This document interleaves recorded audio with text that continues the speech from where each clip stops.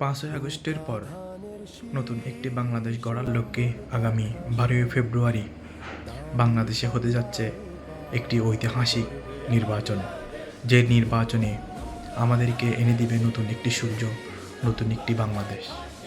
এই বাংলাদেশকে নতুনভাবে চিনতে, এই বাংলাদেশকে নতুনভাবে জানতে এবং সুষ্ঠু সুন্দরভাবে ন্যায় ও ইনসাফের ভিত্তিতে এই দেশ চলতে, দুর্নীতি ও চাঁদাবাজ মুক্ত একটি বাংলাদেশ গড়তে, সত্যিকারের সোনার বাংলাদেশ গড়তে ন্যায় ও ইনসাফ ভিত্তিক একটি দলকে আপনারা ভোট দিন। আগামী 12ই ফেব্রুয়ারি সারাদিন সারা বাংলাদেশে একটি নীরব ভোট বিপ্লবের মাধ্যমে দাঁড়িপাল্লাকে বিজয়ী করার আহ্বান জানাব।